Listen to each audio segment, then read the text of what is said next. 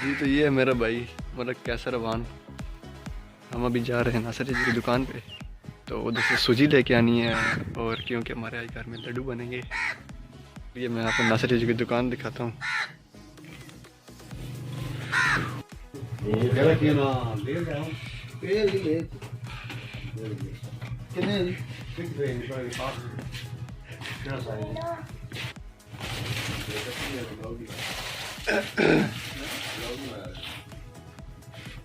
मलक तशफीन साहब लगे आप, ये क्या डालने लगे फ्रेंड? बोलते हैं हमारी जुबान में गचक। गचक? गचक। अच्छा गचक, ये जी गचक 290 रुपया होगा। ये सूजी डालने लगे हैं। 2 किलो सूजी। 2 किलो सूजी।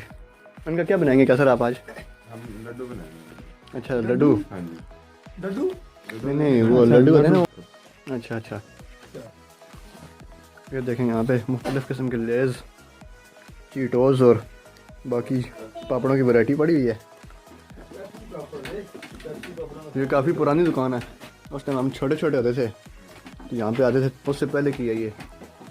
हाँ ये शापर डबल करके देना ना। ये देखें यहाँ पे ये रेवड़ी, ये मूंगफली, 135 की बर्फी सारे तकों में, और उनके पास क्या है, ये अखरोट भी पड़े हुए हैं। वाह वाह, ये खाते में लिखवा रहे हैं क्योंकि आपके खाते में लिख रहा हूँ। ठीक है अब चले हम जाते हैं। ये जा रहे हैं कसर साहब, ओके फिर।